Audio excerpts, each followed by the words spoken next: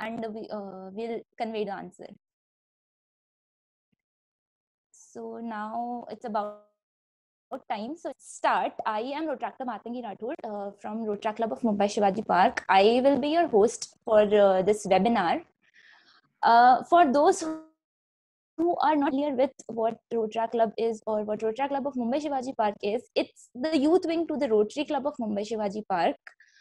And our members are solely dedicated towards contributing back to the society, and we are indulged in a lot of projects related to kids, to elderly people, and also we believe in spreading brotherhood and fraternity, making new relations. So that is a very small summary of Club of Mumbai Shivaji Park. Now coming to Manosthiti. Am I audible clearly? Yes, you are. Thank you. Okay. Thank you. So we at MSP started this project Manosthiti, which is a mental health awareness campaign, keeping in regards that nowadays the importance of mental health is increasing at a very high rate, and it is becoming as important as, or even more important than. So with changing times, issues related to mental health also changed considerably, and yet many people were not up to date with what those, or were not aware of the terms of it, because which many people faced challenges. So keeping this in mind, we came up with the idea of Manosthiti, which was executed in 3 phases. The first phase was the one in which we explained about many mental health disorders or issues like ADHD, depression, OCD, autism, learning disorder, and anxiety disorders. So about information about all of these, you can go to our Instagram page or Facebook page. We have put up many posts there, and you can read it up for more information. Second, the one in which we had a word from the expert in these fields about these particular disorders, what they were, how they were of people, and such. So we have a video uploaded on our Instagram page. Now the third phase, which is this webinar, is a direct interact with an expert on the topic, Miss Purvi Shah, giving a bit of an introduction of Purvi. So she is a consultant psychologist with dual master's degree in psychology, and has about a decade of an experience. Purvi has been practicing psychology in across schools, hospitals, NGOs, and private centers. She is also the founder of I Purvi Shah, and her website ipurvishah.com, that extensively covers a lot of practical and professional advice on mental health. So if you would like to if you would visit her site, you would find a lot of information on the health issues faced by parents, adults, etc. She is also a motivational speaker and is a life skills trainer. So over to you, Purvi. Much for introducing me. I'm more than happy to be a part of this, as I think the awareness around mental health, it's high time that to be raised, and I think I'm doing a lot of part.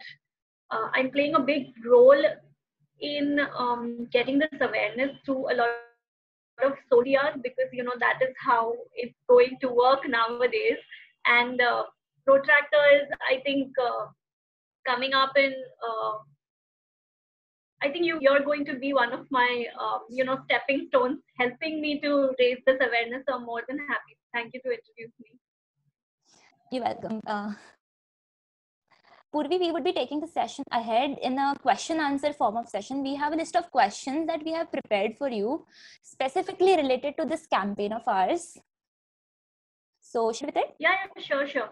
We can start. Anyways, I think we are running a little short of time, so maybe we can start. I would just ask the audience to to keep mics mute, and in case they have any questions, I think if they can write it down in their chat box, or if they, I think we can have a 10-15 minutes last where the audience can just ask any kind of questions that they want related to mental health. Would that be okay? Yes, sure. So we can make also a list of questions somebody asks on the chat box, and we'll clarify it Thank at you. the end of the session. Yes, that'll be very helpful. Thank you. Okay, so moving on, our first question to you would be, how can one self-evaluate and differentiate between their actual depressing anxiety and random low thoughts than the ones which feel like depression? So you know what here, so the question is whether one should diagnose himself or not. You know, the term that we generally use as self-diagnosis, I think that is what the question is over here. Yes, Whether one exactly. should go ahead and do diagnosis, because all of us, let's put away mental health for a while and just let's take up some physical issue. If you have a physical issue, would you self-diagnose yourself or go to a doctor and confirm that, oh, I think I've been, facing these kind of symptoms and this is what I'm feeling? So that is exactly what anybody should be doing, whether it's physical health or whether it's mental health. When you do face any kind of symptoms feeling low, I wouldn't, we're using depression as the term in a very layman fashion, which is not very right. Instead of people that I feel depressed, they can be saying I feel sad, I feel lonely, I feel upset, you know or I feel anxious, where I'm going in life. When you have these kind of symptoms, you know that somewhere something is going wrong, right? And once you already know that there's something. Wait it out for a few days. If something doesn't go right, I know that I need to take help, and you need to go to a professional. Tell him that you're feeling these things, and let the professional diagnose you, whether you have depression, whether you have anxiety, whether you have anything of that sort. I does that question? Yes, it does. So, in case someone, our near and dear ones, are diagnosed with depression, so how do we help them fit? um See, any mental health related issue, when the person is vulnerable, okay? The person needs help, the person needs support, the person needs a listening ear. When you're saying that how we as layman can help them out, uh, simple most thing, we're not professionals, right? Since we're not professionals, we would not know what exactly are the questions that you need to ask this person. You don't know how to take it further. What you can really do is be there for the person. There are times where you are vulnerable most often because A, you've lost something, you've lost someone, you've had an event in the past which is upsetting, which you had a certain goal which didn't go well as planned. That is where you tend to feel vulnerable issues that may lead to mental health, right? So this is the time when a person just purely needs someone to be just the person. Just be there. Just listen to the person. Just hold his hand. Just keep checking on the person whether he's doing okay. There are times when somebody that people need to be just left alone. They just want their space, and that's okay too. But then at the same time, what we can do is we can just be there as um, their guiding light, just letting them know that I'm here in case you need me. Yeah, so maybe those are that as laymen we can do. Also, one of the very important things, when we talk about mental health, we're always talking about mild, moderate, severe. When the when the when the person is in the severe phase, he is not able to help himself out. he's not able to think right, not able to express rightly. He might just get volatile at times. I mean, how much can a layperson take, when somebody's being volatile? I'm sure you're also going to just say something out to him. So there are times when things become severe out of your hand, and that is when a professional is needed. At a point of life, that turning point is someone only the caregiver or the layperson will know. This person who is facing the issue will not know. So this person that we are talking about, who is ready to help this other person, is the person who will take that call that yes, you need to see a psychologist, a counselor, a general physician, whoever that is. But you need to see someone. That is the take of that is the responsibility of the caregiver. So, making this a bit more specific, considering that nowadays it's more of the youth and even the little children who are facing such problems like depression, not naming it as one. But how should parents specifically cope in such things with their children?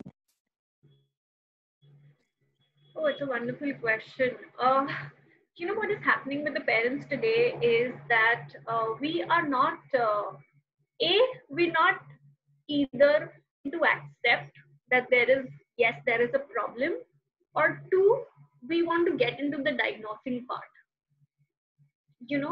There's no in between left. I mean, this I'm purely speaking on the basis of experience that I've had with clients who come in with children, right?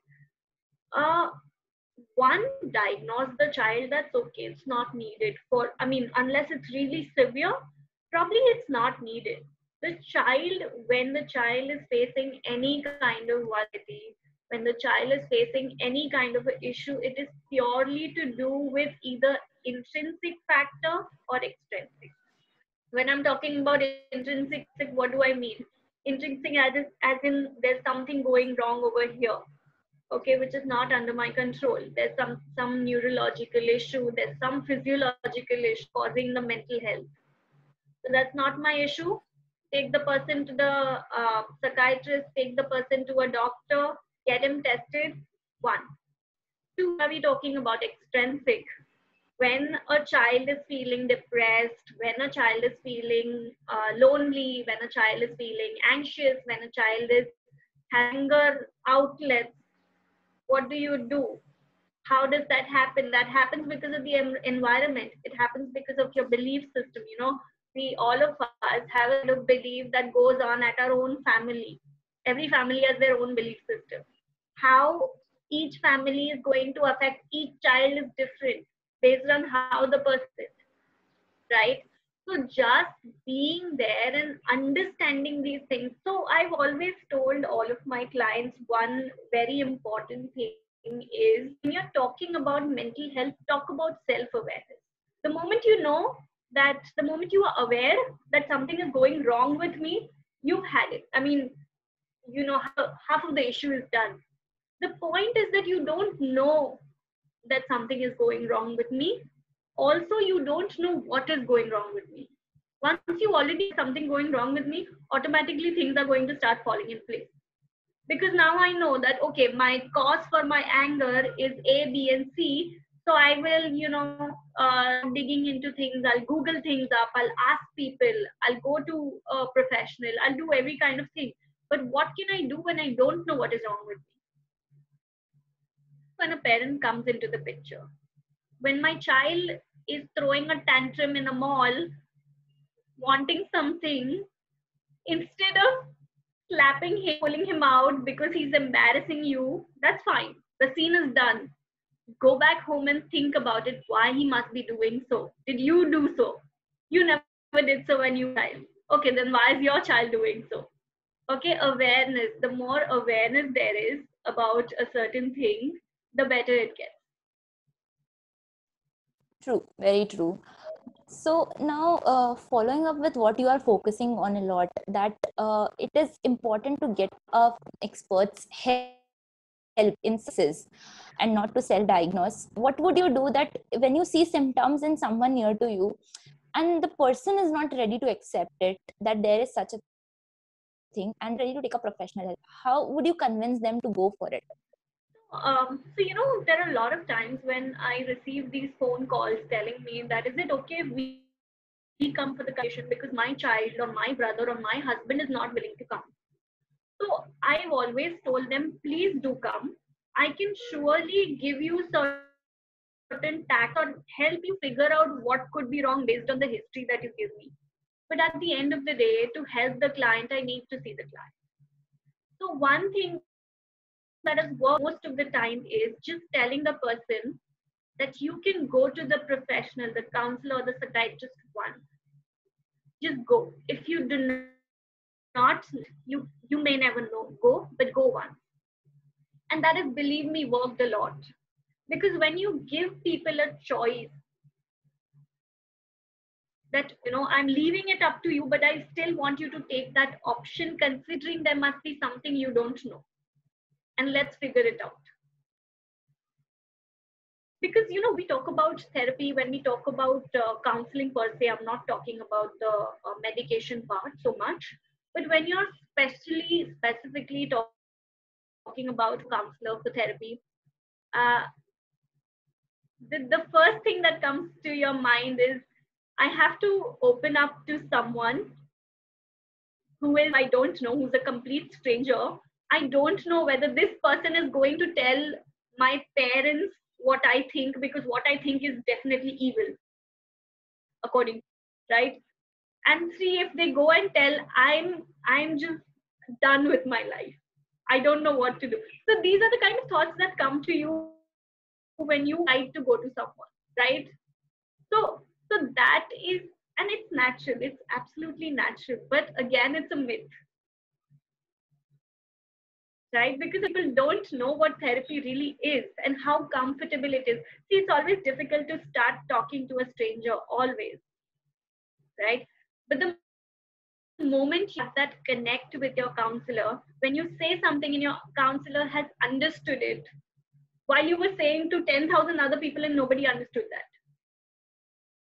The connect, when the client understands that this is the connect that I was looking for, the person is more happy to come in on and on. So that one session is what we ask for. That rapport building is what we ask for. Yes. Again, here, sorry to cut you, No. Matangi. Again, here I'm talking about mild, moderate, severe, right? If it is a severe case, if it is a person who is, see, here we are talking about mental status, right? If you're not in the state, you're not going to a counselor, you're not going to go to anyone. In such cases, you have to take the help of a psychiatrist, where you might also want to admit the person to a hospital rehab center is what I mean. But for the mild and the moderate cases, where you could see, when we're talking about mental health, we're also talking about confidence, simple things like how do I speak? I feel scared when I go and speak in front of 10,000 people. Or forget 10,000, I feel scared when I'm talking about my own friends, but all sitting in a group. I don't know what to say. I start sweating. I don't know how to go on the stage and speak. It frightens me, but as a part of my career, I need to do it. These simple things where people come to us and the issues are resolved wonderfully. So, yeah, Matangi. Yeah. So yeah, well said about this thing. But like when it comes to, some people find it more comfortable to open up to someone they know. Right. So what should we make a criteria as in to whom do we open up, or how to narrow down the choice of people whom to trust? Or the first thing that comes in mind is a trust. Yeah. Do I trust this person to open my mind up to? So how do we establish that or reach to that phase? So, so as a psychologist, as a therapist, we have, it's the confidentiality factor. If you come in as my client, and if you tell me something, I have no right to go and say that to anyone else, and I can only and only and only open my mouth about whatever you say on only two conditions. One, if I believe there is a threat to your life. Two, I believe there is a threat to someone else's life. Those are the only occasions when we are allowed to open our mouth. Apart from that, if not, those things are only between the client and the counselor, and that confidentiality factor turns out to be the one of the best things that the client feel comfortable coming to a therapist. Imagine you speaking out to your best friend and he goes and tells it to someone else, saying "Kisi ko batana mat," and it just keeps going around. So yeah, I think I partly answer your question. And also, there's no criteria, Matangi, but logically speaking, I, as a therapist, would prefer to first best friend and talk about it. Okay. This is what all of us do, right? Yeah, true. We all have these best friends. We all have these confidence. We all have understanding parent relationship that we have. That one person whom we believe we can go and talk to, and it's fine. Sometimes it doesn't work, and you go and speak to the second person. That's okay too. But again, remember, why are you speaking this person? You are either speaking to this person because you want to vent it out and you want to feel good about it, and that's okay. The process is called catharsis, where you just vent it out. And two, you either a solution out of it. Well, how sure are you that this person that you are speaking to can give you either one or both of them? If they can, it works for you. Great, go to this person. But if it doesn't, then you cannot speak to that person. Right? There's no law as such, or it's not written anywhere. But logically speaking, you speak to someone only because you have an agenda in mind. If that agenda is getting resolved, great. Don't spend a lot on your therapy, because I clearly understand therapy is expensive. Yeah. So sometimes it happens that when people are feeling down, they left alone. So what should be done in such cases? What is the right thing to do in such a case? That is, give them space, or continue asking them about it till the point, share it with you or with somebody, and get it resolved? What should be the right thing to do?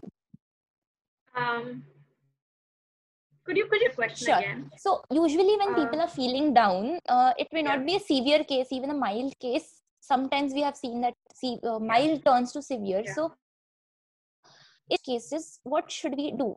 Should we leave the person alone, or should we continue to ask them till the point they actually the problem is? So what we have, every doctor has a manual, a diagnostic manual, and so psychologists. We have this diagnostic manual which says that these are the symptoms that you should be feeling if you are, example, anxious. For me to tell you that you have an anxiety issue, you must be matching a certain criteria. Also, these criteria should be present, in a certain period of time. It should exceed at least 6 months. If it doesn't, then you're not. Just giving an example, okay? So if that is the case, then say you have seen someone, or you have a loved one who is upset, who is lonely, who's depressed, right? And this has happened naturally because an event occurred. Any upsetting event may have occurred, I'm sure. You may not know about it. How long have you been seeing this person in that state? The question you need to ask yourself. If you just started seeing him in that place, give him some time to kind of be with that emotion. A lot of times, accepting that things have completely gone wrong and I have no control over it is hard, which is a person asks for space, and that is okay. but at the same time, the person could be suicidal. You don't know. As a layman, you would not know, right? Because when you're depressed, you're bound to take an impulsive step. If not suicidal, that he might get into a self-harm. He might become volatile with anything. Anything could happen. As a layman, all you can do is wait it out, right? Let that person be. But again, telling yourself that this is the duration of time I'm going to let this person be. I mean, you can let just common sensically talking, let someone be in that phase for say 7 days, 8 days, 10 days, and keep checking on the person. While you will also know if the person's issues are decreasing. If you clearly know that he was much better 7 days ago and now he seems even worse, that's when you already know that okay, I have to get in, I need to talk, I need to do something about it. And when you already know that there's going to be an episode of self-harm, there's going to be an episode of suicide, there's going to be any kind of such episode, you need to, as a layperson, as a loved one, be very alert about these things. When I say alert, you're going to be checking on the person, not so much that he's suspicious and he doesn't find his space. Generally checking on the person that he's okay, right? Two, at the same time, what you can do is you can clear out any you can clear the grounds for him, making sure that your house is not he's not going to get access to any kind of self harm related things, right? That you could make sure you can do. And again, keeping a tab of his emotions, his thinking, what he talks, what he does, so that you know whether his issues are increasing or decreasing.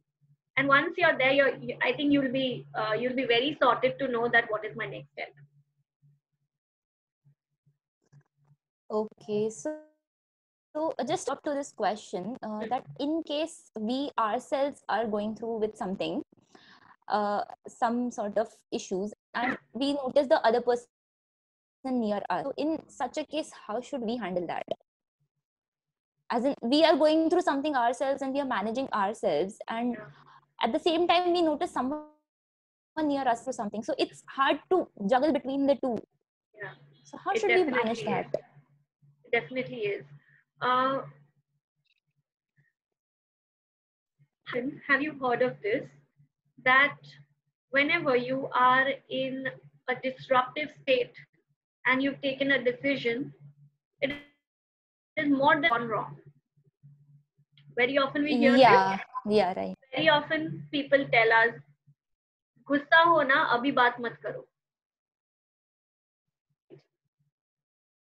Why do they say that? Because when you are at this peak of your emotion, you cannot think clearly. Naturally, when you yourself are in a particular state, you're not going to be able to think correctly. When you're not able to think correctly, you're not able to get help correctly, right? So this is the time when you need to ask help for yourself and the other person. Now here there's a twist to it. When the other person is in this state, your empathy level will be very high, because you already know what I am going through, and this person might also be going through the same thing. Let's talk it out. It might just help, right? Right. So this works both ways. But then when it comes to a state where you help the person, that is when you need to either tell the person to get professional help or get support for this person.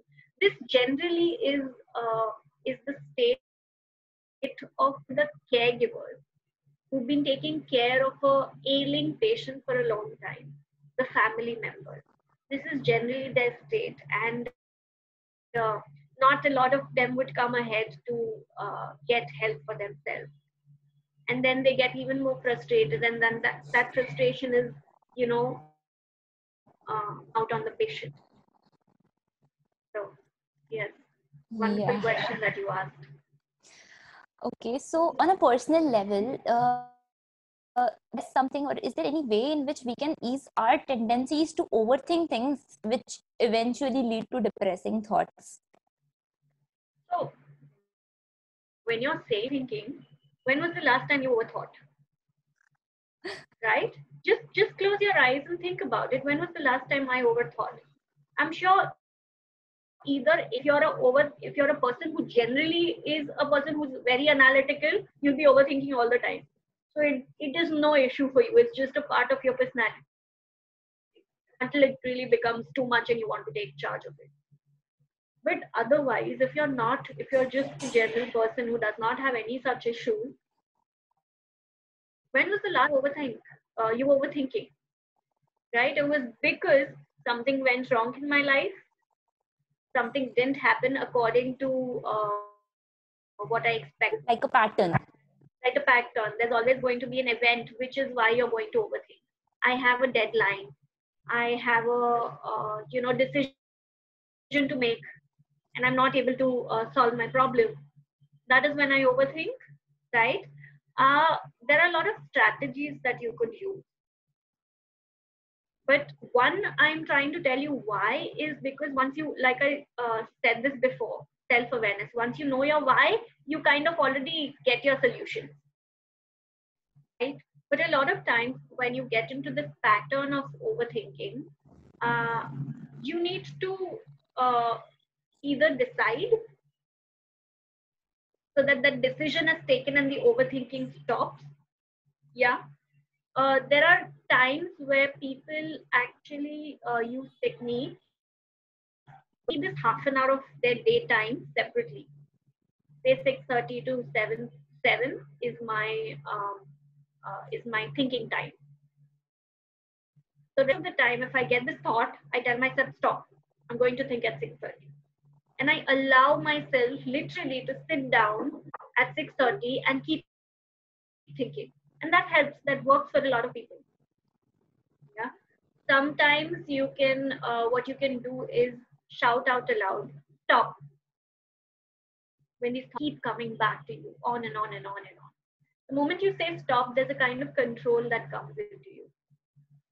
And at least for a while, thoughts are going to be, they will stop it, right? The best way, now these are all distractions that we are talking about, okay? But the best way to solve, uh, uh, the best way to deal with your overthinking is solve the thought. Since you're not solving it, it keeps coming back to you. I have had so many people who have learned to write things down. Like you write to a book, a letter to someone. Just keep writing a diary, journaling. Just keep writing until you say that, okay, now I think I'm in a better place and I'm away from the overthinking part. Yes.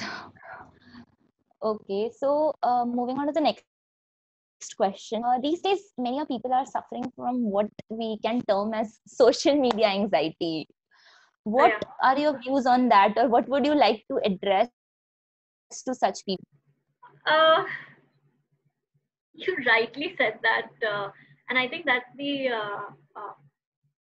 need of the hour, like you say, because COVID-19 has made things so much easier for us. See, we're social animals. I always say this, social animals. How can we stay without people? How can we stay without interactions? Most of us can't. There are some introverts who like it that way. But most of us can't. We always want to interact with people. Imagine if there was no, this Zoom wasn't there, we wouldn't have been able to connect right now, right? True. So naturally, social media is this one thing that is glued us in such a way that positively, but then it adds a lot of negativity.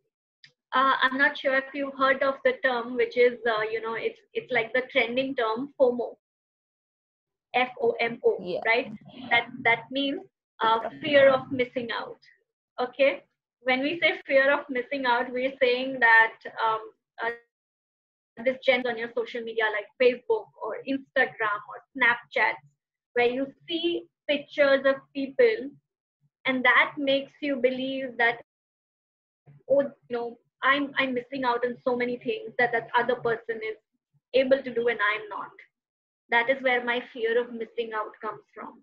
And then I start becoming unhappy. I start getting into the whole spiral of being anxious, starting to feel lonely, right? Again, there are a lot of people out there who do have a lot of issues with their loneliness, with their anxiety, with the self-esteem. I'm not able to communicate with people so well. What happens for these people? Social media is like a boon for them because they don't want to face everything, all that comes. So I just go stalk people and I feel happy about it. So my other issues are kept under the carpet, right? So definitely so many things that need to be taken care of when you're talking about social media, especially in the times of COVID. There will be times where you feel very overwhelmed with social media, especially because there are certain accounts that you keep following. There are certain accounts that make you feel jealous, that make you feel anxious, that you feel that you are not as good as someone else. I think you should delete that account. Just delete it because you need to take a break from that person, from what you're feeling, right? Uh, you can put that a and then uh, see for a few days, taking a break from social media, how you feel. If you feel better, then you already know that this was the reason for what I was feeling, right? Uh, in especially these COVID times, we've often said this that, I know everybody wants to have this Netflix marathon and binge watching on YouTube. All of that happens. Okay, we're all humans, we all do it. But when you're doing it over and over and over again to the extent that your work is not done, that you don't feel like doing your work, that your productivity is compromised, that is when you know that I need to take a break. And you have to take a break. There's just no way. Delete those social media apps for a while. Put locks on it. You could do n number of things now. True, true. So, like you said, that these things become a very addiction sort of thing. When we take a break from it, we realize that this is what was bothering. During this COVID times, this is a sort of escape for people. Yeah, it's an escape. So, yeah, because without any connections and without me people, like you said, we are social animals. So we need connection. So what would you suggest that during these COVID times when we are not interacting with many people and keep aside the social media anxiety, how do we keep a check or work on our mental health, not resorting to distractions? Absolutely. So imagine, so now we've far come across from the first those first initial few weeks and a few months now, and issues have. So what initially used to happen is that when we started off, it was hard for people to get into the zone because being idle, not doing anything, not being allowed to do the things that you wish for became a task, right? You're just sitting, you're just eating, you're only watching TV, you're probably working from home and managing the work. So everything got a lot messed up. That is when the few of the advices that most of the mental health professionals started giving is a start having a timetable, start having a routine for your thing. Whatever you're doing, even if you're waking up, wake up at a certain time. Don't change the time every time. Just because you don't have to go to work the next day, you keep watching something late in the night, it's not going to work for you. Okay, if you're not like we've always about the connection of mental health to physical health. There's always a connection, right? If there's something physically happening to you, you're not going to feel great emotionally, right? You're going to become angry, you're going to become irritated, right? So that means your physical health is affecting your mental health. At the same time, if your mental health is the problem, your physical issues also start coming up. Okay, so there's always been a connection between the both. So of course, if you're not doing something physically, it's going to affect you as well. So you need to keep exercising, you need to do something all the time. Have a timetable. You know how in school we used to have these timetable, 8 a.m. to 9 a.m. is history, 9 a.m. to 10 a.m. is science, you know. You literally need to have that kind of a timetable, only for the fact that you don't know how you're going to manage your entire time. Right? Now, when we are moved ahead, our issues have become different. And what are they? Everybody is overworked, so overburdened, and they are burned out, really. Right? Also, because it's a time where there's a lot of recession going on, I can't ask my boss, I need to take a break. So I'm in this position where I can't even work. At the same time, I'm absolutely bored because, you know, initially it used to be a 9 to 5 timing. Now it's become a 9 a.m. to a 12 p.m. timing for work from home. At the same time, you're managing your home, right? But the bosses don't want to hear that because, you know, that's how it is. And I can't say anything because there's recession there. So there's a lot of oil. Again, the bosses are being pressured from somewhere else. So they also have to get their work done. So that is the kind of situation that is going on right now. And I can't even, you know, tell someone that I need to take a break because, hey, what were you doing anyway the last 3 months? You are on a break. So, so yeah. So when such things are happening, having a routine where you tell yourself that this is my work time and I can't go beyond. I understand it's not going to be 9 to 5 anymore. It will be naturally a little more than that, but just a little more than that. I can't go beyond a certain point. Having boundaries set, you know, telling someone what to do, what not to do, having your own time. I understand nobody can go for lunches and dinners, right? But you can also have lunches and dinners at home. Cook something, have a teeny time with your family, have a you know, game time with your family. Continue having these conference calls with your friends. You know, just keep. How else are you going to keep yourself motivated when you to do everything? And you know, for women in India, you have to do your jhadu bartan, you have to do everything, and at the same time manage your work. So I'm sure everybody is going busy. I'm sure males today are also equally involved in all the work, all the household chores. But just considering the times, just remember that this is the time where all of us are suffering. We're suffering together. We'll come out of it together, right? We're in the same boat. It's just that we have a different storm. Yeah, true. So COVID time we have to deal with, and it will pass by. The hardest time has passed by, anyways. So, coming to the last set of question that we have, what is the role of medication in the treatment of the mental health disorders or the issues? How much do you, as a professional, it? So we've always spoken about this. Again, here the role about mild, moderate, severe comes into the picture, right? When mild or when it's mild to moderate, counseling, therapy works very well, right? There are times when it's moderate and moderate to severe. No matter how much counseling I want to do. So basically, what is counseling? You're here, we are talking to each other. You are talking to me about your issues. I tell you this could be the issue. Please look into it. You think about it and you come back to me next week. Okay? Now imagine a time when you're not able to think. If you're not able to think, how am I going to do counseling with you?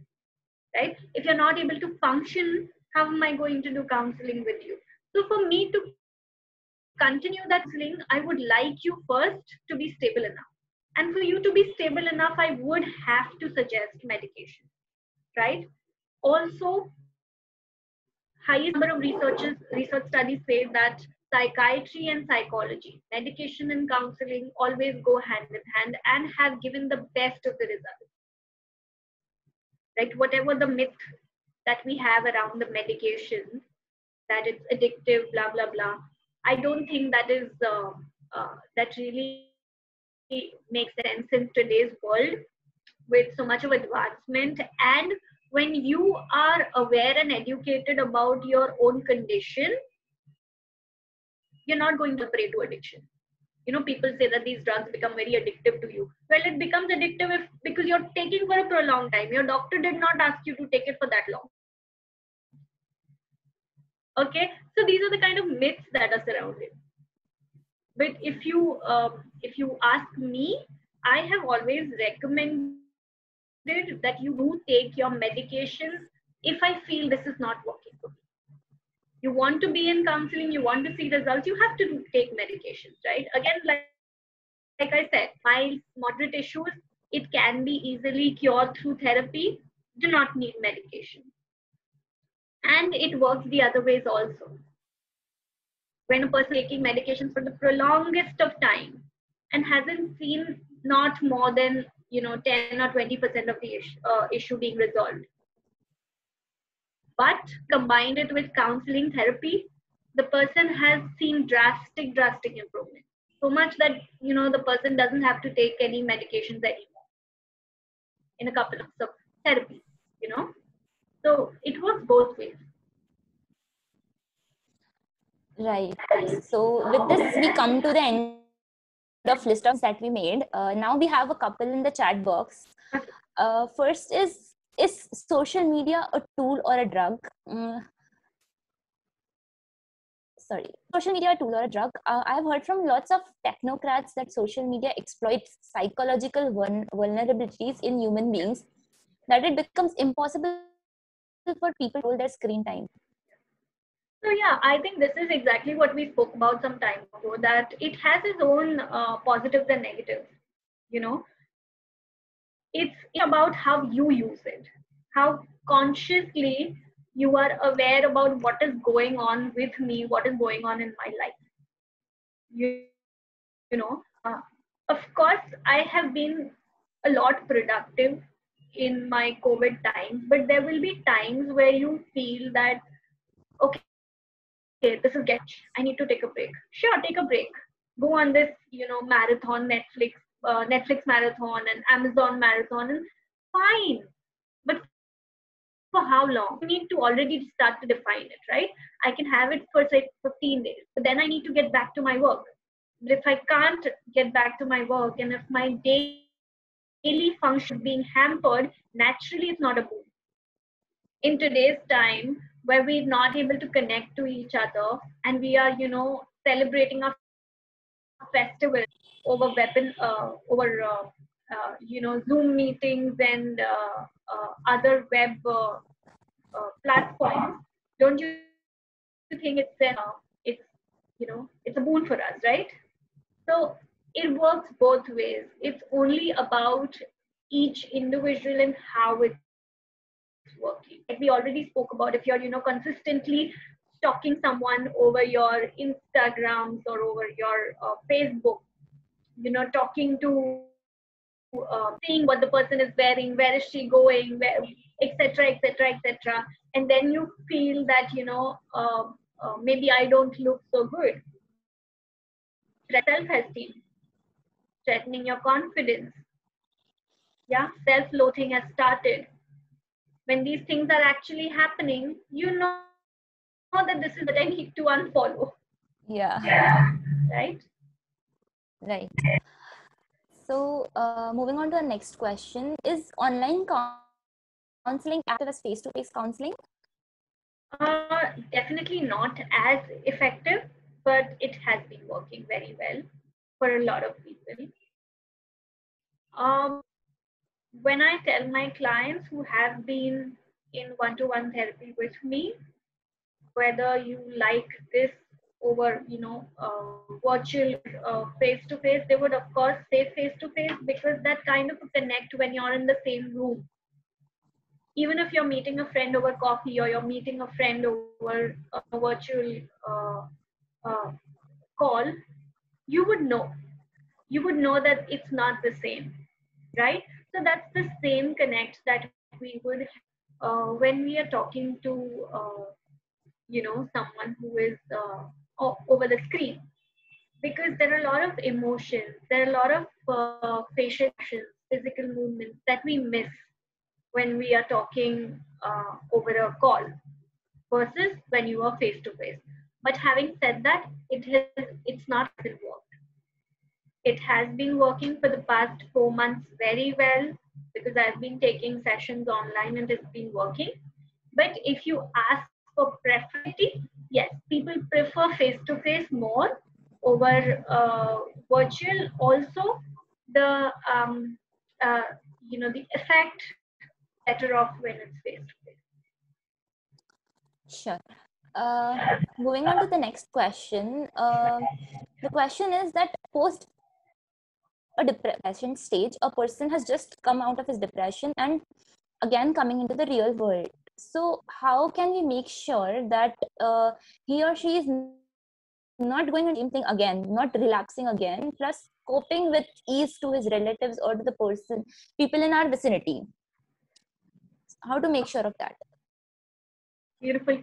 Um, so you know what? When the person is in a state where he's been into depression, like along with medication, therapy works well.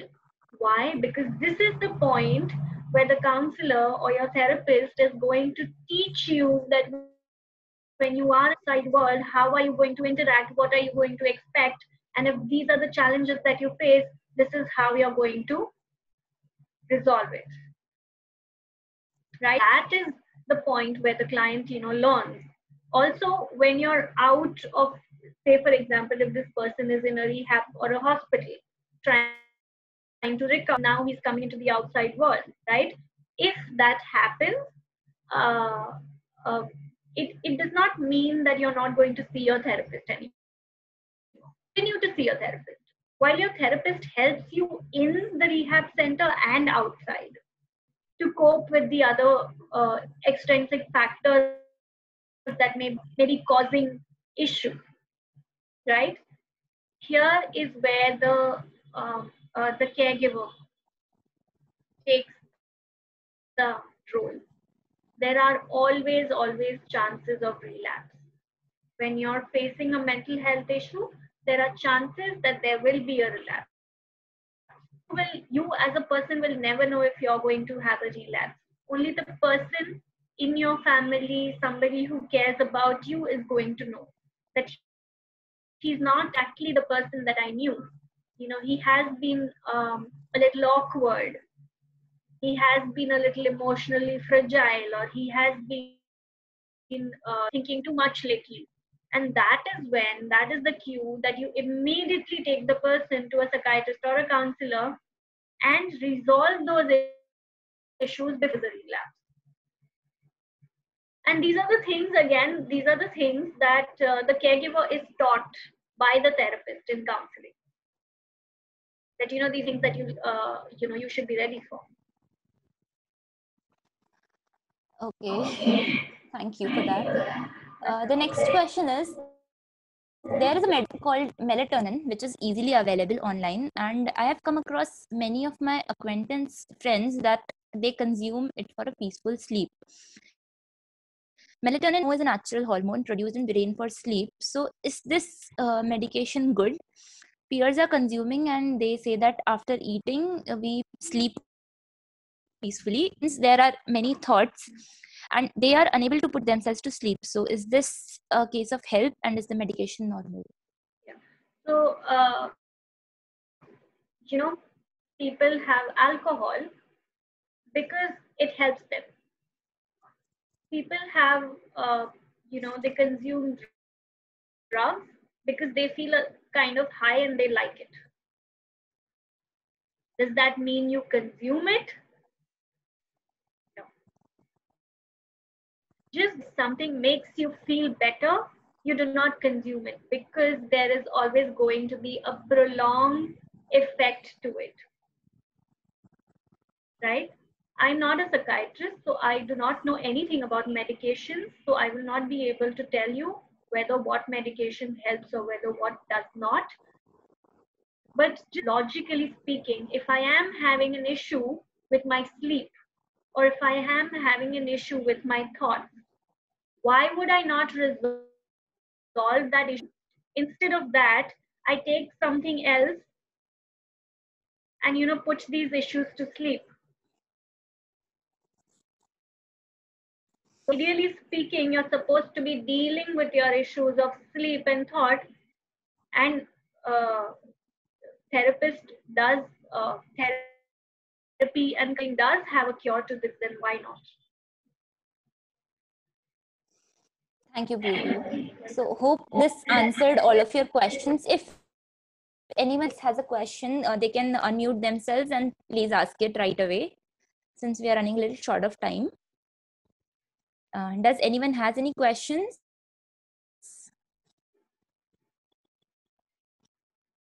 Okay, so seems like everyone had their question answered. So thank you so much, Purvi. Before we wrap it up, do you have something specifically to tell our audience? And also would request you to tell everyone how to reach you if they need to connect with you. Okay. Nothing. I think the fact that all of them are here to listen is I think that's the biggest thing. Who wants to talk about mental health, and who wants to even come up and listen or talk about it. When you're hearing talk, it just means that you're giving that importance. So I think I'm just thankful for all of you who've come here and heard me. I can be reached on social media platform, be reached via my website. I think I can ask the retractors to just put a link somewhere, maybe. Definitely. Yeah. I do have a Facebook page and an Instagram page where I update a lot of posts related to awareness. This is purely for awareness. So in case you want to know a lot about different different mental health issues, how certain things affect, and if you want to be updated about it, I think you can just connect to one of the social media platforms. That's all from my side. Thank you very, very much for me. Thank you so much, Purvi, for such an insightful session, and thank you for all the audience for joining us in this. Have any questions, you can give it to Purvi through us, or you can ask it to Purvi through us, or contact her directly. So with this, we come to the end of the session. Does anybody have anything to say one last time on this platform? Hello, ma'am. Thank you so much. Thank you so much for making this session possible. It was a very informative session. So we from the Rotary Club of Mumbai Shivaji Park would sincerely like to thank you. Thank you so much. Thank you very much, Rujul. Thank you. Thank you, Matangi. Thank you, Rujul. Thank you so much, ma'am. Welcome. Okay, so we'll be ending the session now. Thank you, everyone. Thank you, Rujul and Matangi. It was really an informative session. Thanks a lot, Purvi ma'am. Thank you, everyone. Nice to have you with us. Very glad. Rujul, please do send her contact number and website and Facebook contact. Yes. Thank you. Sure, ma'am. Thank you so much. Thank you. Thank you so much. Bye, ma'am. Thank you. Pleasure, everybody being there. Thank you so much. Thank you very much. Welcome. Thank you, ma'am. That was a fantastic session. Welcome. Thank you.